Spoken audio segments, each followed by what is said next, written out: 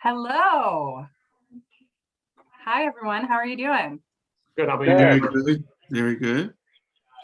As you all know, I'm Jen Casey with Fondy. I'm joined by Fondy board member, Jonathan Newby, and we are excited to have some of our former Fondy Farm Feast chefs joining us for an update. We spoke with many of our Fondy Feast chefs last year at the beginning of the pandemic, and our network really wants to check in, see how you've been doing and what can they expect from you going forward.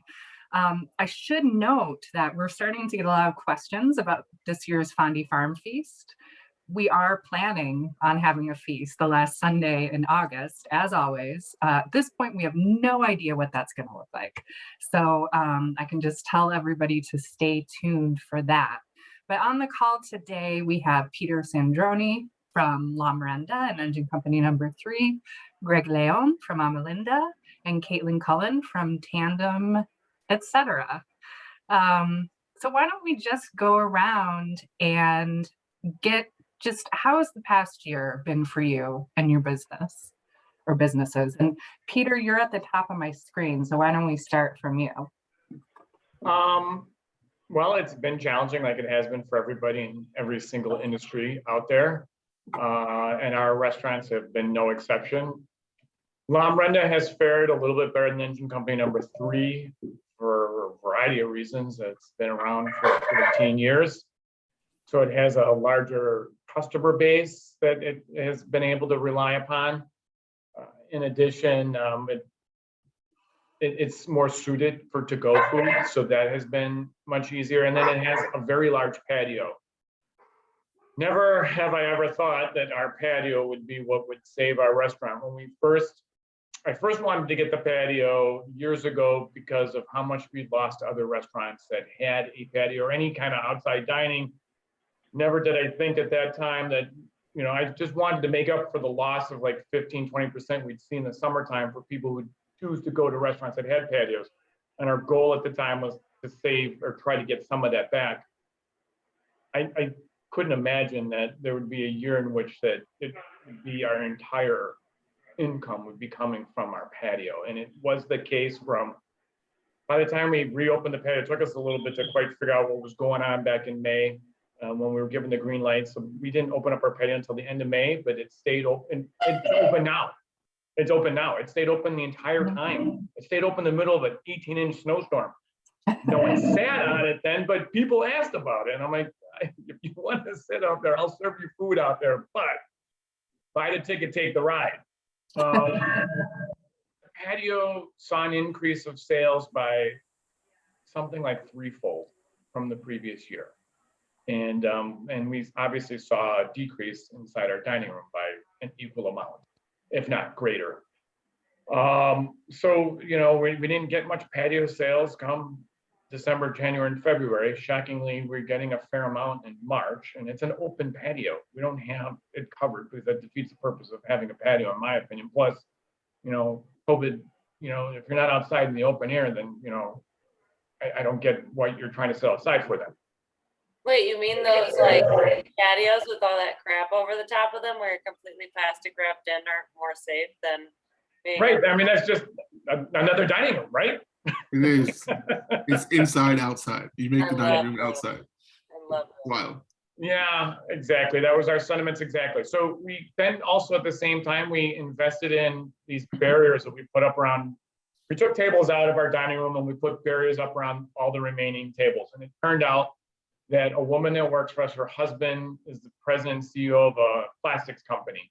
And they pivoted and we pivoted and we got a good deal on buying these barriers and put them up in both restaurants. And that kind of carried it. So the patio carried us up to the holidays, and then the barriers were installed between the two holidays, and that has carried us to the point where we're at now. So La Merenda fared better than Engine Company. Engine Company was very dependent upon lunches from the neighborhood.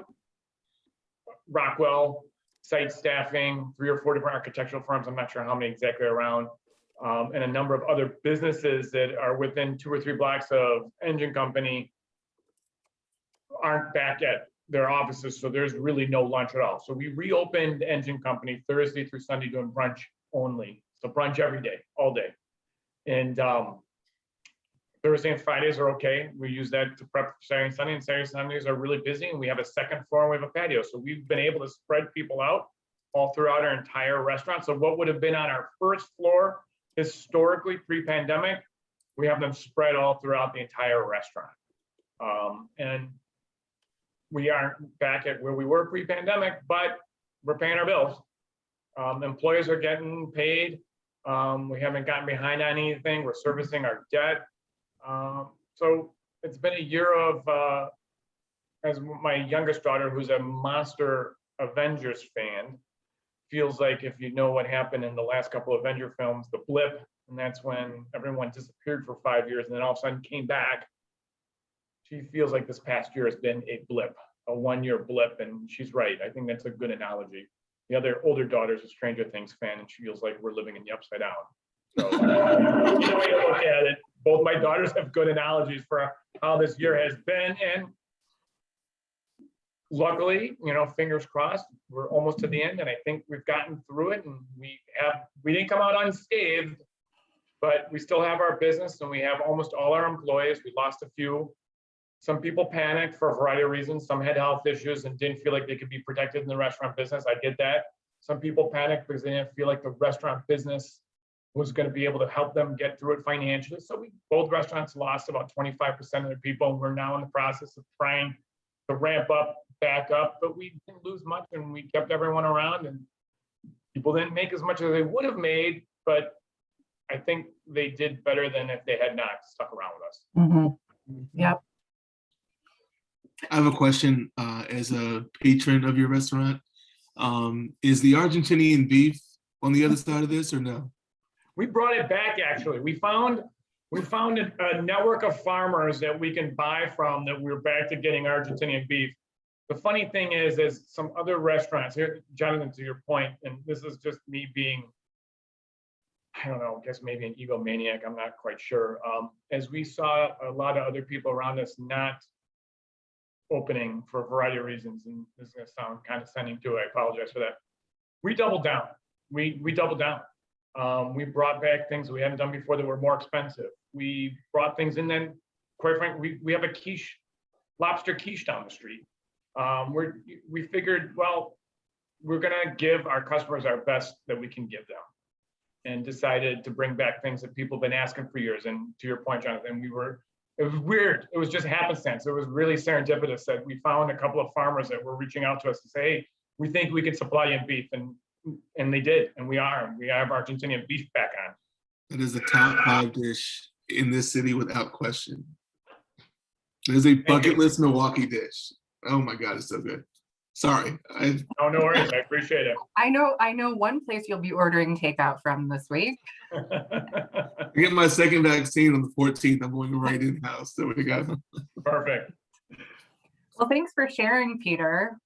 Greg, Yeah, how my about pleasure. you? How have you been? Good. So we just reopened 3 weeks ago. We're only open on Fridays and Saturdays. I mean, and honestly, if it wasn't for programs like Caitlin has, and then some of the stuff that we did through other contracts, feeding first responders and hospital employees, and then the program that we started, the Hungry Hearts, we wouldn't be open right now because we were never known for takeout. We relied heavily on downtown foot traffic and people from the hotels. Those have all been closed for over a year. So literally, if it wasn't because of the stuff Caitlin put together, and we wouldn't be here right now. We lost, I'm the only one left from the original crew. The restaurant is now owned solely by myself. I think, as most of you know, my partner is now no longer with us here. And it's been difficult. There's been days, and I mean, Caitlin can attest, when I've called her in tears, I'm like, I'm ready to lock this place and burn it down. I'm glad I didn't. You gotta be current on your insurance to get the payout. Right. I feel like we've turned a corner. So there's not that looming sense of despair every day when I walk in here. but it's been taxing both physically and mentally on everybody. Yep, So it certainly and has. that's where we are. That's where we are. Yeah. Greg, as you've seen people just starting to come into the dining room, what are they saying? What are they asking Well, you specific questions, or what's their feedback?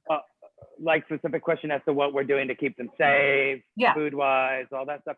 Well, so when they go onto the website to make a reservation, there's a big spiel that they have to read before they make the reservation. And then when we call to confirm the reservation, they get that spiel again. It's the exact same thing. Everybody's been super good about it. Like nobody's complained and nobody said, I don't want to wear a mask. Everybody's followed the rules. And I have to say, a lot of our customer base is of the older sex, 60 and older. And we are seeing a lot of our regular customers come back, which I'm really surprised, and it's very pleasant to That's see great to hear. It makes me very happy to see them, and I'm glad that they feel comfortable coming here. We went from 14 tables to 8. We went from being able to sit 54 people, now we do 24. We did cut our hours down, so we're now only 5 to 9 on Fridays and Saturdays, when before we were there till 10. Mm-hmm. But for the most part, people are happy to be leaving the house, and I'm happy to say we're almost 100% vaccinated at the restaurant. Everybody. Awesome. So everybody has Great. at least one shot. I think by the end of next week, everybody will have had their second.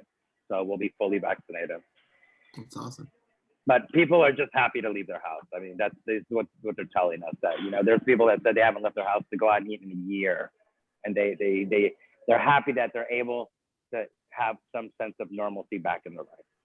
Absolutely. I mean, I feel like we've all been recluses, and now I've been hibernating, and I'm anxious to get out. I mean, definitely reading, the public health reports. There are some concerns there, but it's amazing how folks have figured out how to pivot and have safe places for people to come dine in. I mean, we've had our farmers markets throughout. We never closed, and we'd have 150 people at the winter market, at the domes, and not one COVID case knowingly tied to the market. Same for the Fondy Farmers Market last year. So people can gather as long as they're following guidelines. The rules. Yeah. So good job. Well, Caitlin, let's hear from you. Greg referenced your project. Can you explain to people what it is? Hearing from me. No, we have still not sold a single piece of food since March 20th of 2020. We have, through a variety of funding sources now, spent over $1 million during the pandemic on hunger relief initiatives. So through partnerships with the World Central Kitchen, right now we hold a contract with the city of Milwaukee, and through different foundations and also individual donors. We've been feeding people every week. That's all we do, is we give people free food. It used to be that they lined up in front of the restaurant. Now we're delivering door to door to every zip code in Milwaukee except for 53201, which is downtown and that little chunk of the 3rd ward. We don't cook anymore. I sit here at this computer every day and get fat and send emails and do spreadsheets and kiss ass for money. And we subcontract to a variety of Milwaukee restaurants. It's been 50 plus in total, but right now it's around 37. And basically, Greg makes food for us. I send Greg an order with certain dietary restrictions. He delivers them on a certain day, and then we, based on those dietary restrictions, deliver them to homebound residents who need help putting food on the table. Wow. It's not very glamorous. It's not even really fun, and we're doing it all to $400 computers and Google Sheets. But it's been quite the experience, and hopefully there'll be some serious takeaways for, I think, Milwaukee's food systems work in the future. Hopefully we can find a way when I'm done with this to deliver food to folks because there's a lot of people who really need access to healthy, nourishing meals that don't have a way to get to a place to get them. Yep. Well, it might not be fun, but it's amazing. And, programs like this really speak to my heart. I mean, Fondy's model is all about addressing food insecurity and economic opportunity. And this is the same thing that you're doing. I've heard from, it's not just Greg, there are a number of restaurants that say they would not have made it through the pandemic without these projects.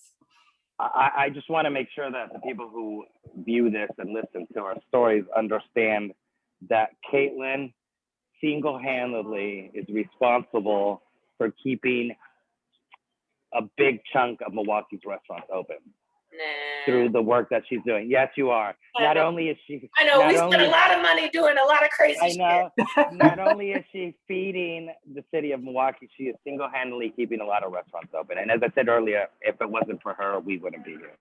Yeah. I'd be selling hot dogs in the corner. It's I have amazing how much heard- you can gain when you have nothing to lose.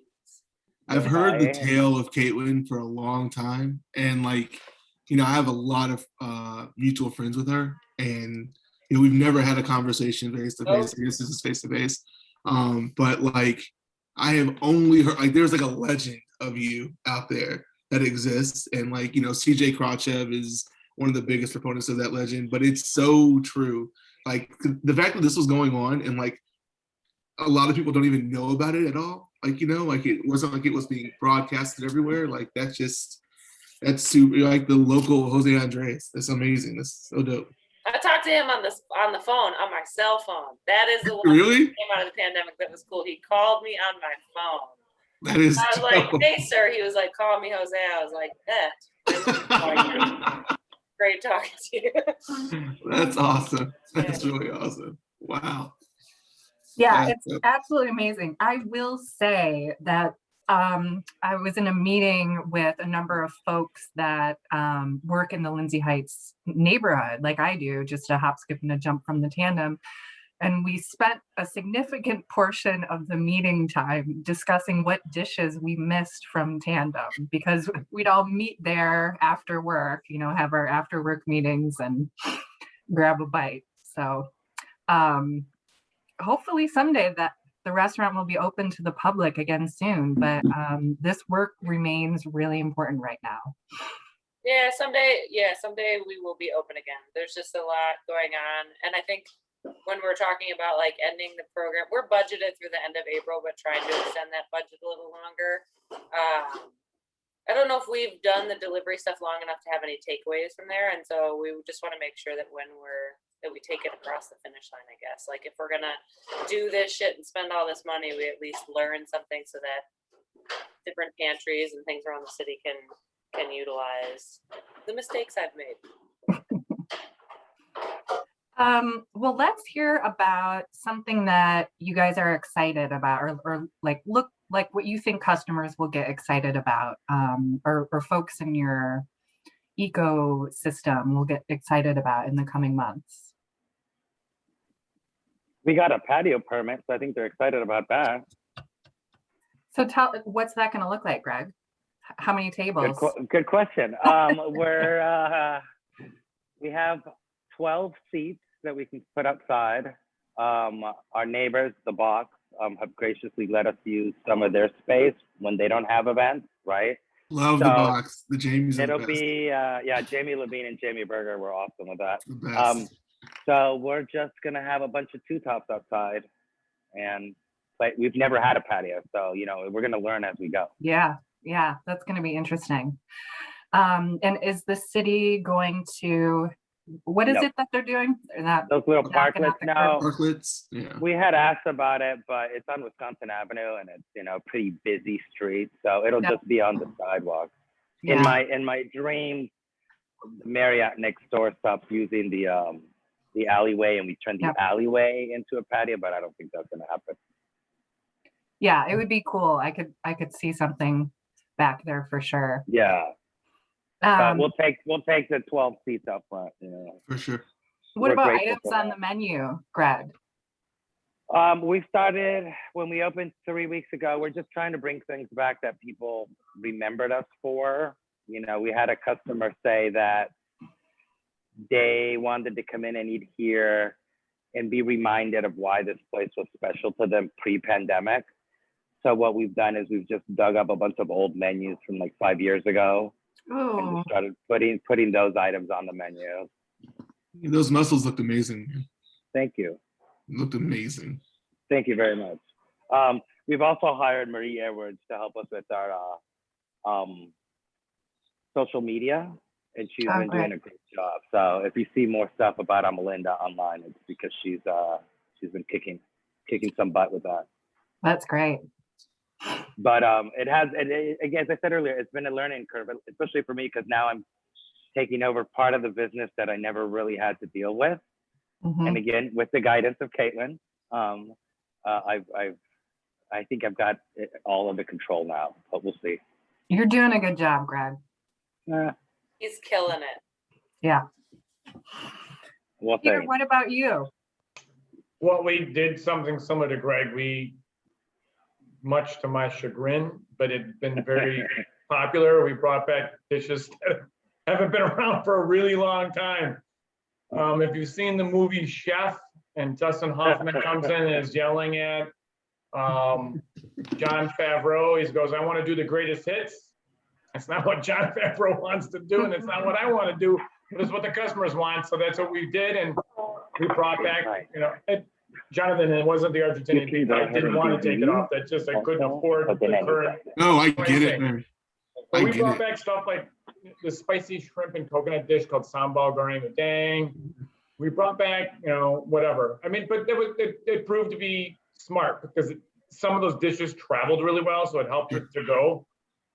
So, but what we're looking forward to, obviously, similar to Greg's crew, we have a very good chunk. I think we're about 90% vaccinated. We have a couple of lingers for a variety of reasons. But I think similar timeline to his too. By the end of next week, almost a lot of our staff got the J&J, which is awesome. There's a few of us, myself included, that went just a few days before everyone else, and we got the Moderna. So next week, the vast majority of us will then be double vaccinated next week as well, like Greg's team. But we're looking forward to Patio. We painted it. We are in the process of cleaning up all the debris from last year, the debris like the old foliage, and then we won't plant anything for another month, but we want to plant something. So we're lining up things that we'd like to do. And just You do have some beautiful fruit trees. We do have some beautiful fruit It's a trees, beautiful yes. patio. And surprisingly, the best Northern Indian dish in Milwaukee is hit La Merenda. Thank you. The butter chicken is like, it's unbeatable. My British wife is like a curry holic. And it's crazy that La Merenda has the best Indian dish in the city among really good Indian restaurants, which is funny. I got that dish from my mom's oncologist's wife. So that's straight from India. Yeah. Yeah, that one is fantastic for sure.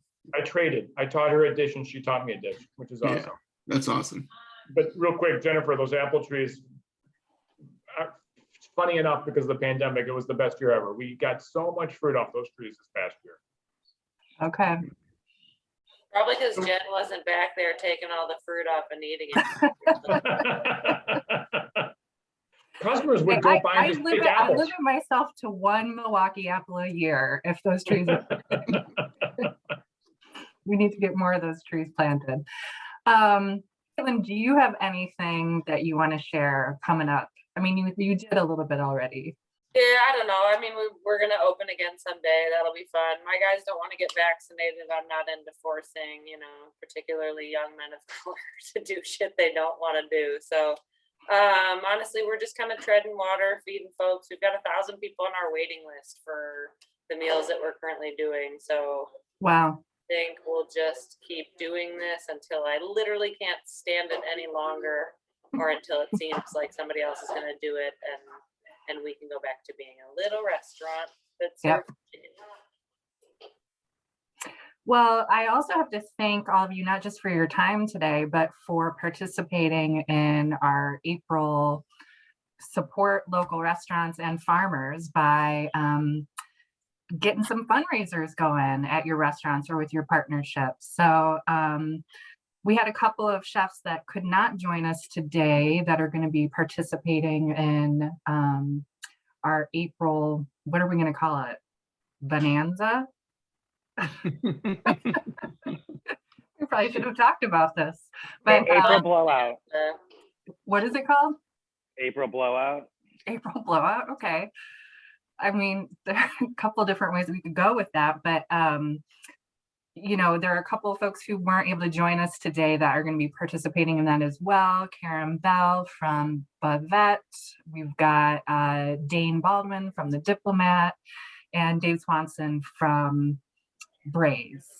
So we'll be sending information out to all of our stakeholders about, you know, getting out and supporting your restaurants. We'll be focusing on 1 to 2 of your restaurants each week, which is exciting. So we can go out and try something new from all of you. Caitlin, you're going to be partnering. You've partnered up with Alley Boys.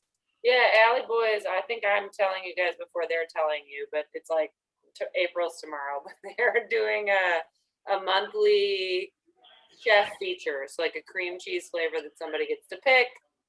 And then some fraction of the proceeds of something goes to a charity of choice. I've chosen Fondy for my cream cheese flavor.